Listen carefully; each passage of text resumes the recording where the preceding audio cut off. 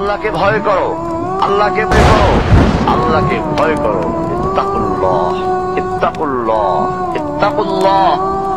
ওহে মুসলিম, তোমাকে আল্লাহর সামনে দাঁড়াতে হবে। তোমার হিসাব নেওয়ার জন্য আল্লাহই যথেষ্ট, যিনি সব জানেন। তুমি যা গোপন করো ও প্রকাশ করো। তোমাকে অবশ্যই মৃত্যু বরণ করতে হবে। যখন তুমি দুনিয়ার সব কিছু ছেড়ে চলে যাবে, শুধু তুমি আখিরাতের জন্য যা সঞ্চয় করেছ তা নিয়ে সাবধান হও তোমার শেষ আমলের ব্যাপারে। তুমি জানো না কখন তোমার শেষ মুহূর্ত। তুমি কি প্রস্তুত মৃত্যুর জন্য? তুমি কি প্রস্তুত কবরের সওয়াল জবাবের জন্য? তুমি কি প্রস্তুত ভয়াবহ কিয়ামতের জন্য, হাসরের ময়দানের জন্য, হিসাব নিকাশের জন্য, আল্লাহকে জবাব দেওয়ার জন্য, মিজানের জন্য? তুমি কি প্রস্তুত চুলের চাইতে সূক্ষ্ম, তরবারির চাইতে ধারালো পুল সিরাতকে পাড়ি দেওয়ার জন্য? ভয়ঙ্কর তুমি জাহান্নামের ভয়ঙ্কর আযাব থেকে আত্মরক্ষার জন্য কাজ করছো তো? যার ইন্ধন মানুষ এবং পাথর, যার আগুন ভয়ঙ্কর উত্তাপ সম্পন্ন কালো বর্ণের, যা হৃদয় পর্যন্ত জ্বালিয়ে দেবে, এমন উত্তপ্ত পানি যা নাড়ি ভুঁড়িকে বের করে দিবে। রয়েছে খাবারের হিসাবে জাক্কুম ও গলিত পুজ।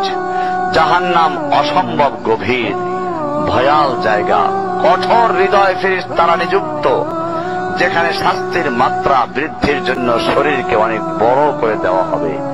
চামড়াগুলো জ্বলে যাবে, বের হতে চাইবে, বের হতে পারবে না। মৃত্যুকে ডাকবে, মৃত্যু আসবে না। ভয়ঙ্কর শাস্তি যা অনন্তকাল ব্যাপী চলতে থাকবে। তুমি অগ্রগামী হও সেই চিরস্থায়ী জান্নাতের দিকে, যেখানে রয়েছে চিরন্তন সুখ। যা মন চাইবে তাই পাবে, যা আদেশ করবে তাই দেওয়া হবে। জেনে রেখো, দুনিয়ার চাওয়া পাওয়ার পূর্ণতার স্থান নয়। দুনিয়ার চাওয়া পাওয়ার পূর্ণতার স্থান নয়। দুনিয়ার চাওয়া পাওয়ার পূর্ণতার স্থান নয়। জান্নাতি হচ্ছে এমন জায়গা যা তোমার সব আকাঙ্ক্ষাকে পূর্ণ করে দেওয়া হবে। চির কিশোর সেবকগণ, চির যৌবনা সঙ্গিনীগণ, ফল মূল, গোশত, দুধের মধুর শরাবের নহর, উত্তম বাসস্থান ও বিছানা, চির আরাম, চির যৌবন, চির সুখ, অসংখ্য নেয়ামতের মাঝে সবচেয়ে বড় নেয়ামত হবে তুমি আল্লাহকে দেখবে। শুধু তোমাকে এটা বলাই যথেষ্ট মনে করছি, সবচেয়ে কম মর্যাদার যে জান্নাত লাভ করবে তা হবে দুনিয়ার 10টির সমান। সুতরাং হে মুসলিম, হে ভাই, আল্লাহ তোমার প্রতি রহম করুন। এই বার্তা তোমার কাছে পৌঁছার পর আশা করি তুমি তা তোমার পরিবর্তন এবং সংশোধনে যথেষ্ট হবে। গতানুগতিক চিঠি হিসাবে নিও না আমার এই পত্রকে, ফেলে দিও না। এটা ফেলে দেওয়ার নয়, আল্লাহর জন্য বলছি। এর দ্বারা নিজেদেরকে সংশোধনের চেষ্টা করো।